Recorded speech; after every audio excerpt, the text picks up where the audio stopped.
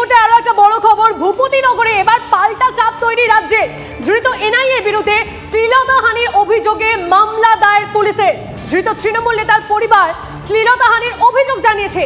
অভিযোগের ভিত্তিতে শ্লীলতাহানির মামলা দায়ের পুলিশের। সরাসরি বরং তন্নিষ্ঠ একটু কথা বলে নিই, আমাদের প্রতিনিধি সিজার মন্ডল রয়েছেন সঙ্গে। সিজার,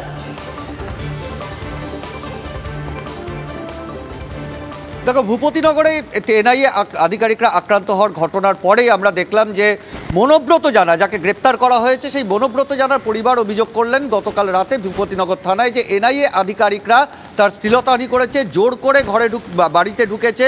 এবং সেই অভিযোগ জানানোর পরেই ভূপতিনগর থানা অর্থাৎ পূর্ব মেদিনীপুর জেলা পুলিশের পক্ষ থেকে এনআইএ আধিকারিকদের বিরুদ্ধে কিন্তু শ্লীলতাহানি এবং জোর করে বাড়িতে ঢোকা অর্থাৎ ক্রিমিনাল ট্রেসপাসিংয়ের অভিযোগে এফআইআর রুজু করা হয়েছে। ঠিক একই রকম আমরা ঘটনা দেখেছিলাম সন্দেশখালীর ক্ষেত্রে। পার্থক্য একটাই, সন্দেশখালীর ঘটনায় ইডি তাদের অভিযোগ করার আগেই দিদার বক্স শাহজাহানের যে ম্যানেজার তিনি অভিযোগ জানিয়েছিলেন এবং সেটা এফআইআর হয়েছিল।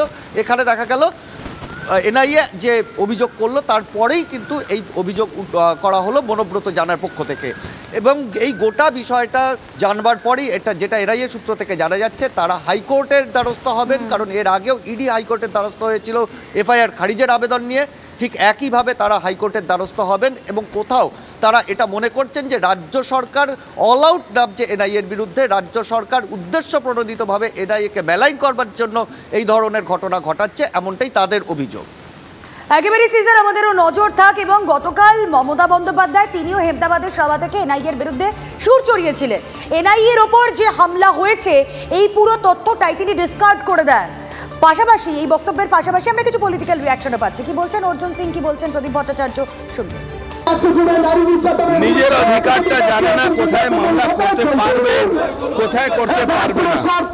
5:30টার সময় ভোরবেলা কোন মহিলাকে ধরেছিল, অ্যারেস্ট করেছিল যে আপনি শ্লীলতাহানি দেবেন, আর তার মধ্যে মহিলা পুলিশ ওখানে উপস্থিত ছিল। তার মানে পুরোপুরি এরা স্টেট পুলিশকে ক্যাডার বানিয়ে কাজ করার চেষ্টা করছে। বলছি মহিলারা সংগঠিত ছিল, এটা কি পুরো প্ল্যান করে এই ঘটনাটা করানো হচ্ছে সব জায়গা, আর তার প্রতিফলন এইটা দেখতে পেরেছি আমরা। এই অন্যায়ের বিরুদ্ধে প্রতিবাদ হওয়া খুব প্রয়োজন এবং যারা এই অন্যায় কাজ করেছে, যারা এইভাবে কেন্দ্রীয় এজেন্সিগুলোকে নাজেহাল করবার চেষ্টা করছে, তাদের বিরুদ্ধে কঠোর পুলিশি বন্দোবস্ত গ্রহণ করা একান্ত প্রয়োজন মনে হয়। এনআইএ আমাদের দেশের একটা গৌরব, সুতরাং তাদের বিরুদ্ধে এই ধরনের অত্যাচার এটা খুবই অন্যায় হয়েছে বলে আমি মনে করি। হামলাটা কে করেছে?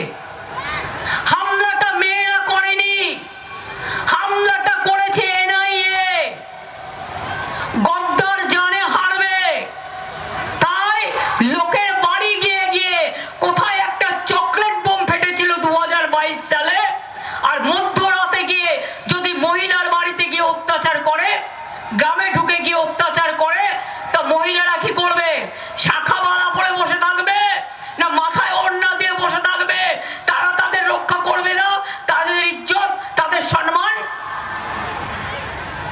তুমি রাতের বেলায় ঢুকে যাবে বাড়ি বাড়ি, তৃণমূলের সব